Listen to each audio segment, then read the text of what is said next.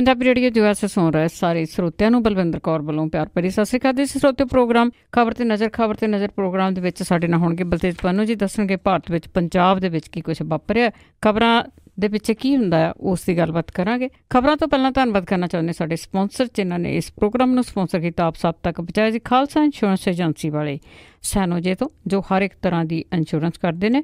ਜੋ medical insurance ਦੀਆਂ ਐਪਲੀਕੇਸ਼ਨਾਂ ਰੀਨਿਊ ਹੋ ਰਹੀਆਂ ਨੇ ਉਹ ਵੀ ਕਰਦੇ ਨੇ ਜੀ। Phone number 4082722500। ਗੁਰਦੀਪ ਸਿੰਘ ਬਿਰਦੀ ਕਲੋਵਸ, ਅਸ਼ਾਨਜੀਤ ਸਿੰਘ ਕਲੋਟੀ ਜੋਬਾ ਸਿਟੀ, ਸਤਨਾਮ ਸਿੰਘ ਸ਼ੇਰਗਿੱਲ ਸਲਮਾ ਤੋਂ, ਬਹਾਦਰ ਸਿੰਘ ਗਿੱਲ ਫਾਵਲਰ, ਸੁੱਚਾ ਸਿੰਘ ਜੀ ਫਰਜ਼ਨੋ ਤੋਂ, ਸਰਬਜੀਤ ਸਿੰਘ ਜੀ ਚੌਕਰ ਟਰਲਿਕ ਤੋਂ, ਹਰਵਿੰਦਰ ਸਿੰਘ ਸਮਰਾ, ਸਰਿੰਦਰ ਸਿੰਘ ਜੀ ਜੋਬਾ ਸਿਟੀ ਤੋਂ, ਜੱਸੀ ਗਿੱਲ ਅਤੇ ਤਲਵਿੰਦਰ ਸਿੰਘ ਗਿੱਲ ਅਤੇ ਪ੍ਰੀਤਮ ਸਿੰਘ ਗਿੱਲ ਬੇਕਰਸਫੀਲਡ ਤੋਂ ਬਹੁਤ ਬਹੁਤ ਧੰਨਵਾਦ ਕਰਦੇ ਹਾਂ। ਪ੍ਰੋਗਰਾਮ ਨੂੰ ਸਪੋਂਸਰ ਕੀਤਾ, ਸਭ ਤੱਕ ਪਹੁੰਚਾਇਆ ਜੀ।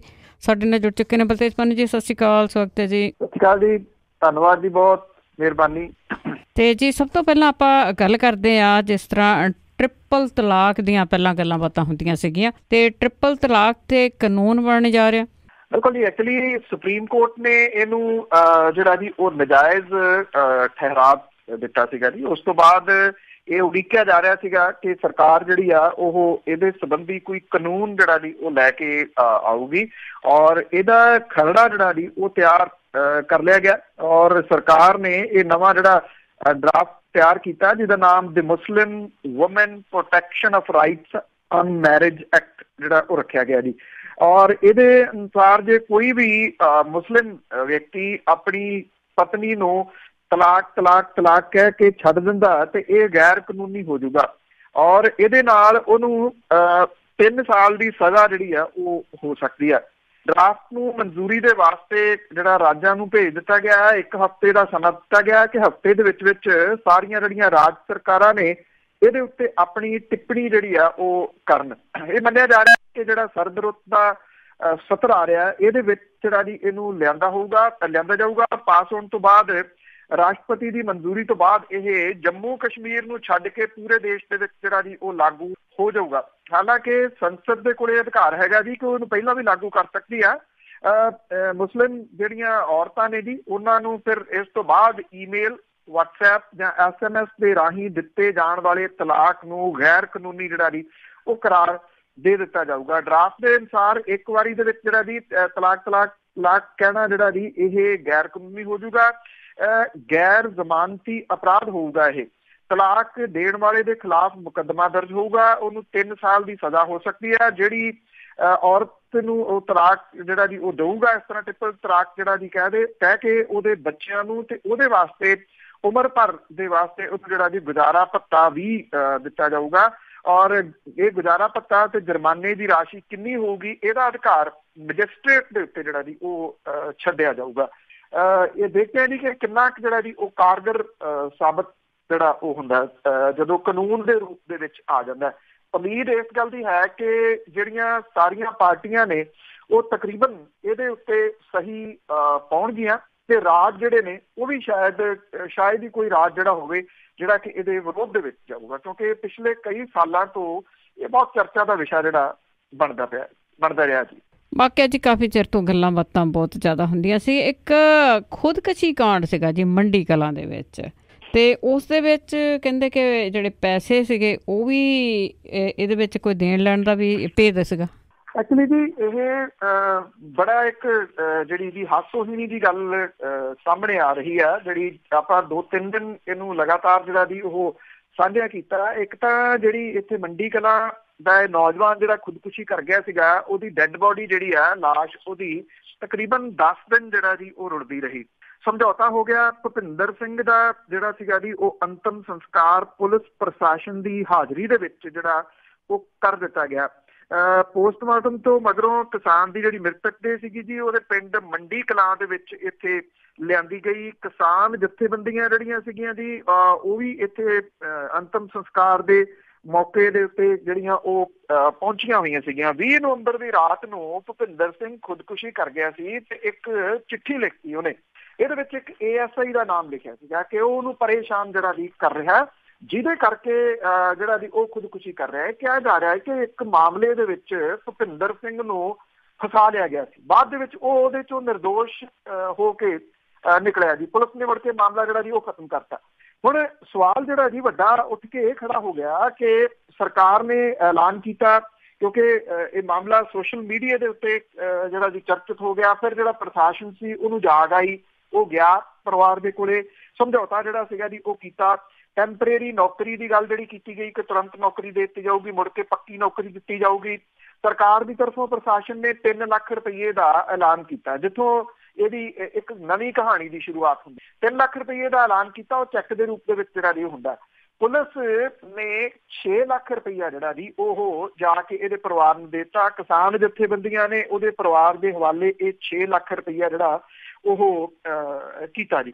ਜਿਹੜੀ ਪੁਲਿਸ ਹੈ, ਜਦੋਂ ਉਹ ਤੋਂ ਪੁੱਛਿਆ ਗਿਆ ਵੀ ਇਹ 6 ਲੱਖ ਰੁਪਈਏ ਪੁਲਿਸ ਦੇ ਕੋਲੇ ਜਿਹੜੇ ਆ ਉਹ ਕਿੱਥੋਂ ਆਏ, ਤਾਂ ਇਹ ਕਿਹਾ ਗਿਆ ਜੀ ਕਿ ਇੱਥੇ ਇੱਕ ਸੀਗਾ ਜੀ ਵਿਅਕਤੀ, ਉਹਦੇ ਕੋਲੋਂ ਇਹ ਪੈਸੇ ਜਿਹੜੇ ਆ ਉਹ ਲਏ ਗਏ ਆ। ਕਿਉਂ ਲਏ ਗਏ ਜੀ? ਇਹ ਕਹਿੰਦੇ ਜੀ ਉਹ ਏਦਾਂ ਮਦਦ ਜਿਹੜੀ ਆ ਉਹ ਕਰਦੇ ਰਹਿੰਦੇ ਆ, ਤੇ ਇਸ ਮਾਮਲੇ ਦੇ ਵਿੱਚ ਵੀ ਜਿਹੜਾ ਜੀ ਉਹ ਮਦਦ ਕੀਤੀ ਗਈ ਆ।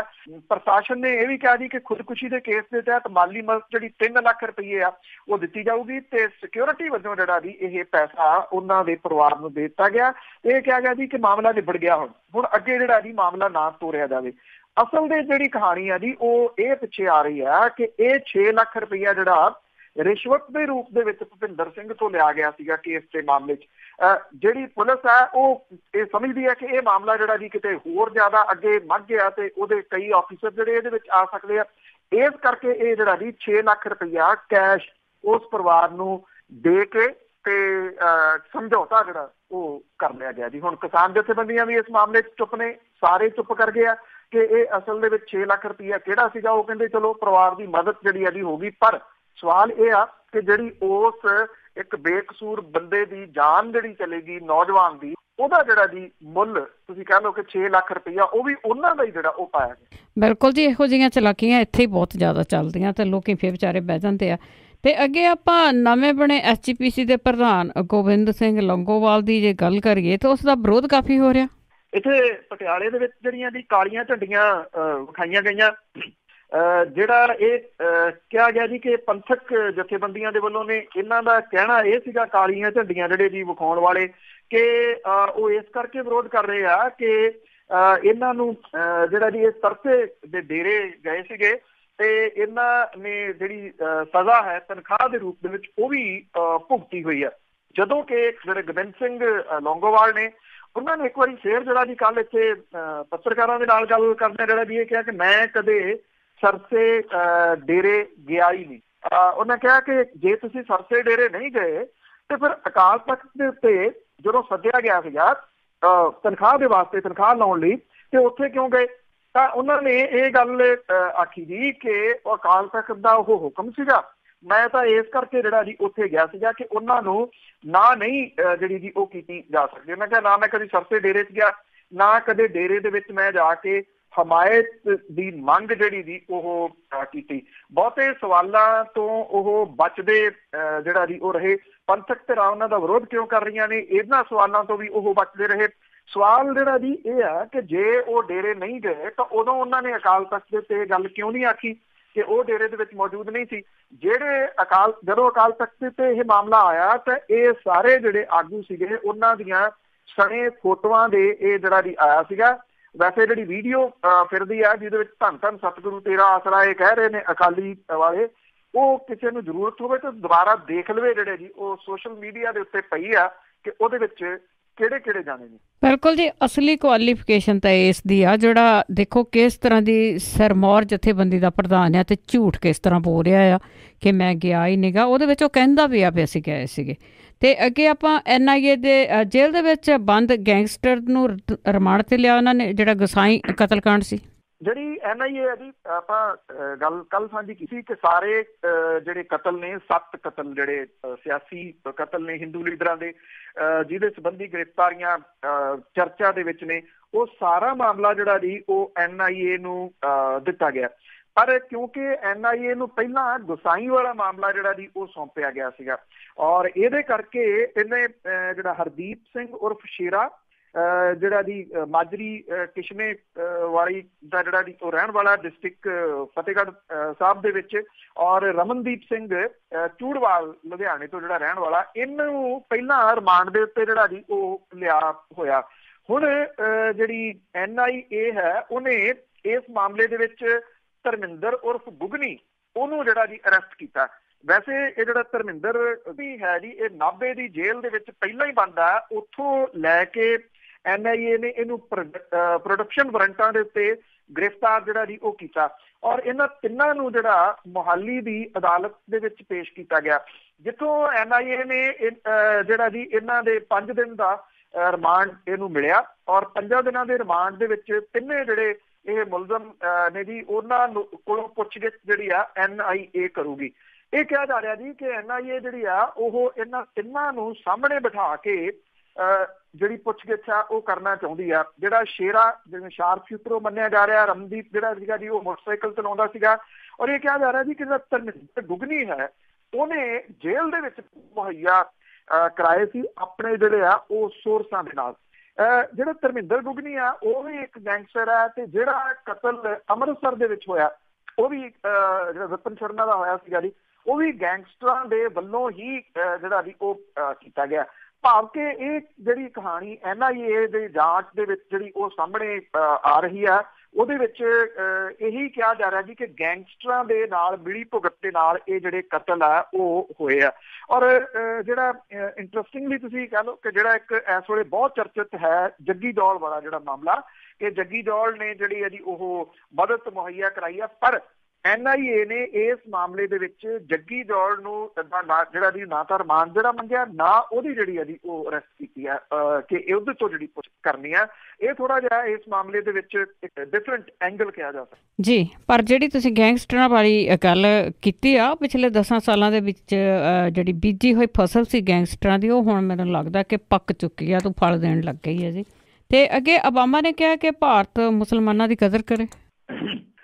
ਇੱਥੇ ਇੱਕ ਅਖਬਾਰ ਦੇ ਵੱਲੋਂ ਕਰਵਾਇਆ ਜਾ ਰਿਹਾ ਜਿਹੜਾ ਸਮਿਟ, ਉਹਦੇ ਵਿੱਚ ਸ਼ਾਮਿਲ ਹੋਣ ਦੇ ਵਾਸਤੇ ਆਏ ਸਨ ਜੀ ਅਮਰੀਕਾ ਦੇ ਸਾਬਕਾ ਰਾਸ਼ਟਰਪਤੀ ਬਰਾਕ ਓਬਾਮਾ। ਉਹਨਾਂ ਨੇ ਜਿਹੜਾ ਜੀ ਭਾਰਤ ਨੂੰ ਇਸ ਸਮਾਗਮ ਦੇ ਵਿੱਚ ਬੋਲਦਿਆਂ ਹੋਇਆ ਇਹ ਕਿਹਾ ਕਿ ਮੁਲਕ ਦੇ ਮੁਸਲਮਾਨਾਂ ਦੀ ਕਦਰ ਕਰੇ, ਉਹਨਾਂ ਦਾ ਧਿਆਨ ਰੱਖੇ ਜਿਹੜੇ ਆਪਣੇ ਆਪ ਨੂੰ ਮੁਲਕ ਦੇ ਨਾਲ ਜੁੜਿਆ ਹੋਇਆ ਭਾਰਤੀ ਮੰਨਦੇ ਆ। ਇਸ ਸਮਿਟ ਦੇ ਵਿੱਚ ਸਾਬਕਾ ਰਾਸ਼ਟਰਪਤੀ ਨੇ ਕਿਹਾ ਕਿ ਇਹ ਇੱਕ ਵਿਚਾਰ ਹੈ ਜਿਹਨੂੰ ਮਜ਼ਬੂਤ ਕਰਨ ਦੀ ਲੋੜ ਹੈ। ਓਬਾਮਾ ਹੋਰਾਂ ਨੇ ਕਿਹਾ ਕਿ 15 ਚ ਭਾਰਤ ਦੇ ਦੌਰੇ ਦੇ ਮੌਕੇ ਪ੍ਰਧਾਨ ਮੰਤਰੀ ਨਰਿੰਦਰ ਮੋਦੀ ਹੋਰਾਂ ਦੇ ਨਾਲ ਬੰਦ ਕਮਰੇ 'ਚ ਉਹਨਾਂ ਦੀ ਧਾਰਮਿਕ ਸਹਿਣਸ਼ੀਲਤਾ ਤੇ ਧਰਮ ਦੀ ਆਜ਼ਾਦੀ ਦੀ ਹੱਕ ਦੇ ਉੱਤੇ ਜ਼ੋਰ ਦਿੱਤਾ ਸੀਗਾ।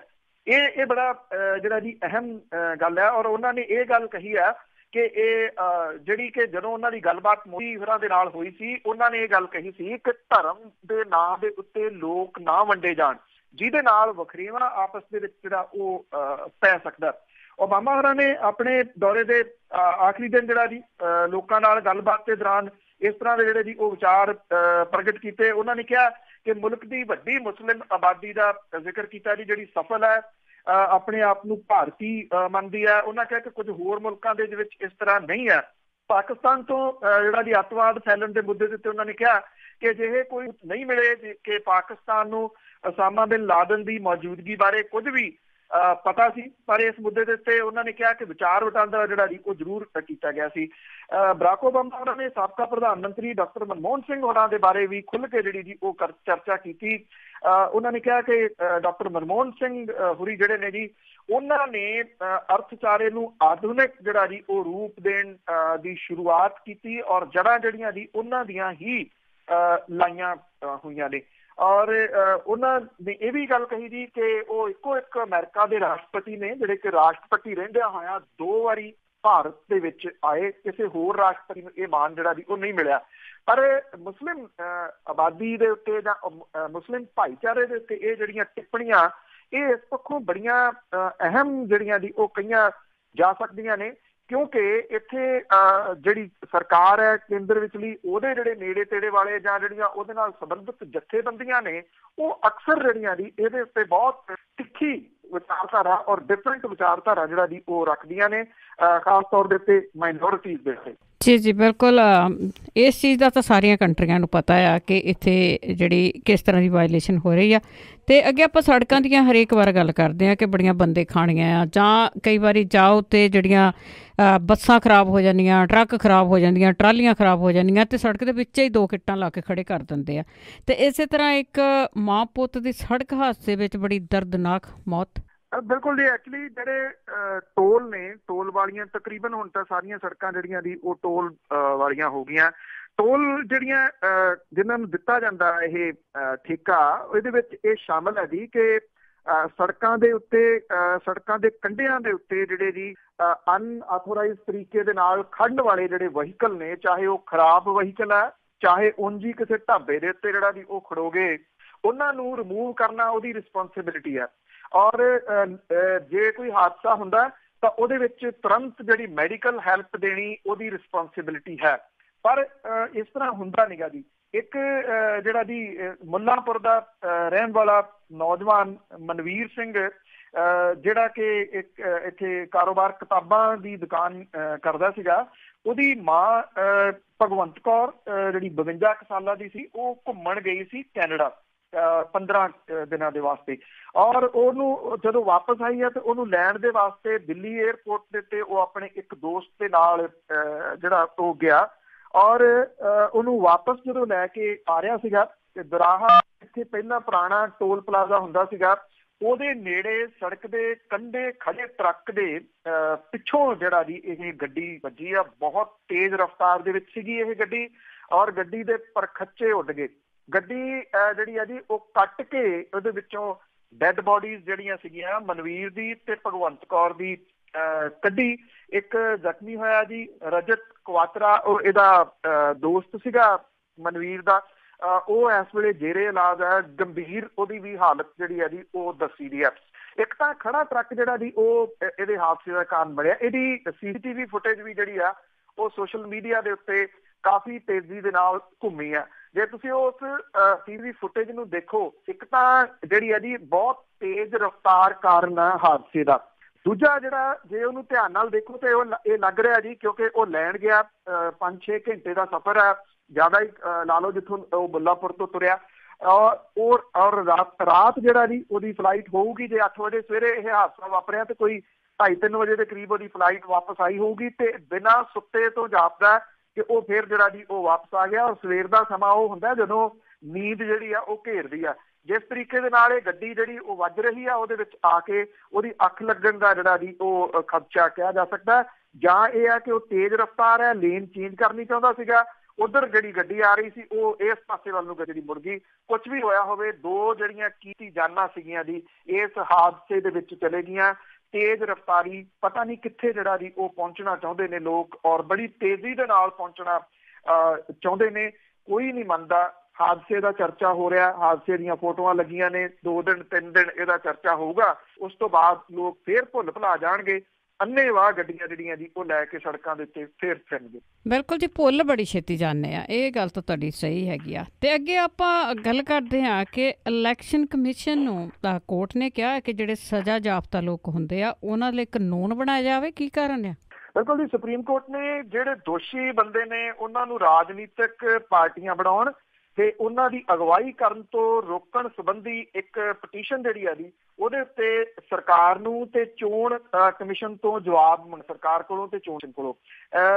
ਇਹਦੇ ਵਿੱਚ ਕਾਨੂੰਨ 1951 ਦੀ ਧਾਰਾ 29A ਦੇ ਵਿੱਚ ਜਿਹੜੀ ਆ ਜੀ ਇਹ ਕਿਹਾ ਗਿਆ ਜੀ ਕਿ ਇਹਦੇ ਉੱਤੇ ਘੋਖ ਕੀਤੀ ਜਾਵੇ। ਔਰ ਇਹ ਧਾਰਾ ਜਿਹੜੀ ਆ ਜੀ ਚੋਣ ਪੈਨਲ ਦੇ ਰਾਜਨੀਤਿਕ ਦਲ ਦੇ ਜਿਹੜਾ ਜੀ ਉਹ ਜੁੜੀਆਂ ਸ਼ਕਤੀਆਂ ਦੇ ਨਾਲ ਜੁੜੀ ਹੋਈ ਆ। ਅਗਲੀ ਸੁਣਵਾਈ 6 ਹਫ਼ਤੇ ਦੇ ਬਾਅਦ ਜਿਹੜੀ ਆ ਜੀ ਉਹ ਰੱਖੀ ਗਈ ਆ।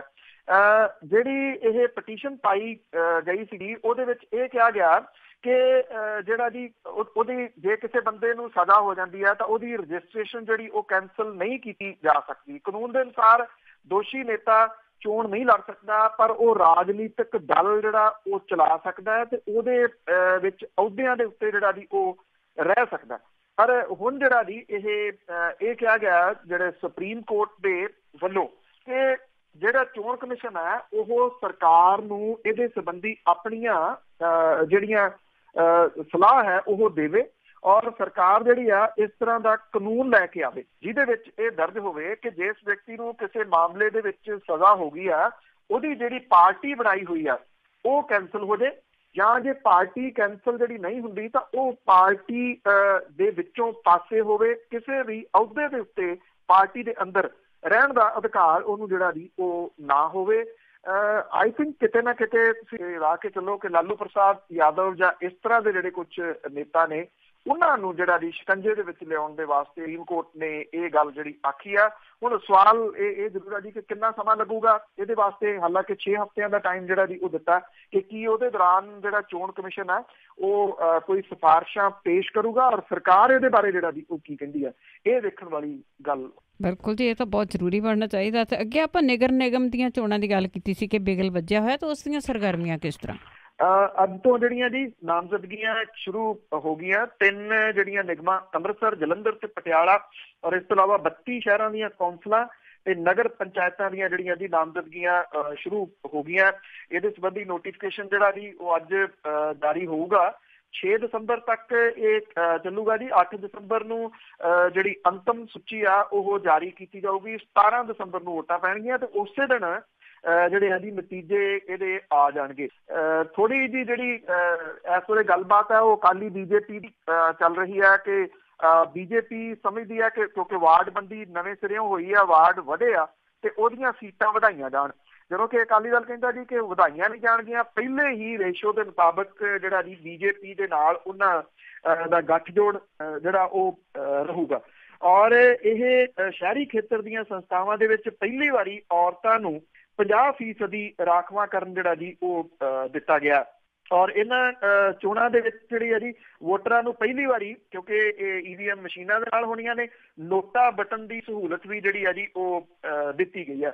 3 ਪਾਰਟੀਆਂ ਜਿਹੜੀਆਂ ਜੀ ਉਹਨਾਂ ਦੇ ਵੱਲੋਂ ਇਹਦੇ ਸੰਬੰਧੀ ਸਰਗਰਮੀਆਂ ਜਿਹੜੀਆਂ ਉਹ ਤੇਜ਼ ਹੋ ਗਈਆਂ ਨੇ। ਕਾਂਗਰਸ, ਅਕਾਲੀ ਬੀਜੇਪੀ ਤੇ ਆਮ ਆਦਮੀ ਪਾਰਟੀ। ਆਮ ਆਦਮੀ ਪਾਰਟੀ ਪਹਿਲੀ ਵਾਰੀ ਇਹਨਾਂ ਚੋਣਾਂ ਦੇ ਵਿੱਚ ਜਿਹੜੀ ਆ ਜੀ ਉਹ ਕੁੱਦੂਗੀ ਔਰ ਵੇਖਣਾ ਇਹ ਹੋਊਗਾ ਕਿ ਗਰਾਊਂਡ ਲੈਵਲ ਦੇ ਉੱਤੇ, ਕਿਉਂਕਿ ਜਿੰਨਾ ਸਹਿਯੋਗ ਉਹਨੂੰ ਪਿਛਲੀਆਂ ਵਿਧਾਨ ਸਭਾ ਚੋਣਾਂ ਦੇ ਦੌਰਾਨ ਮਿਲ ਰਿਹਾ ਸੀਗਾ, ਸ਼ਹਿਰਾਂ ਵਗੈਰਾ ਦੇ ਵਿੱਚ ਘੱਟ ਸੀ, ਪਿੰਡਾਂ ਜ਼ਿਆਦਾ ਸੀਗਾ। ਸ਼ਾਇਦ ਇਹ ਉਹਦਾ ਇੱਕ ਬਹੁਤ ਵੱਡਾ ਇਮਤਿਹਾਨ ਹੋਊਗਾ ਜੀ ਕਿ ਇਹਨਾਂ ਚੋਣਾਂ ਦੇ ਵਿੱਚ ਉਹਦੀ ਕਾਰਗੁਜ਼ਾਰੀ ਕਿਹੋ ਜਿਹੀ ਰਹੀ। ਰੜਕਦੇ ਕਿਤੇ ਨਹੀਂ, ਪਰ ਬਹੁਤ ਬਹੁਤ ਧੰਨਵਾਦ ਤੁਹਾਡਾ ਜੀ। ਮਿਹਰਬਾਨੀ ਜੀ, ਧੰਨਵਾਦ। ਸਤਿ ਸ਼੍ਰੀ ਅਕਾਲ। ਸਤਿ ਸ਼੍ਰੀ ਅਕਾਲ ਜੀ। ਤੇ ਸਰੋਤੇ ਸਨ ਬਲਤੇਜ ਪੰਨੂ ਜੀ ਜੋ ਸਾਡੇ ਨਾਲ ਜੁੜਦੇ ਨੇ, ਕਰਦੇ ਨੇ ਖਬਰਾਂ। ਹੁਣ ਅਗਲੇ ਬੁਲਟਨ ਤੱਕ ਬਲਵਿੰਦਰ ਕੌਰ ਵੱਲੋਂ ਆਪ ਸਭ ਨੂੰ ਪਿਆਰ ਭਰੀ ਸਤਿ ਸ਼੍ਰੀ ਅਕਾਲ।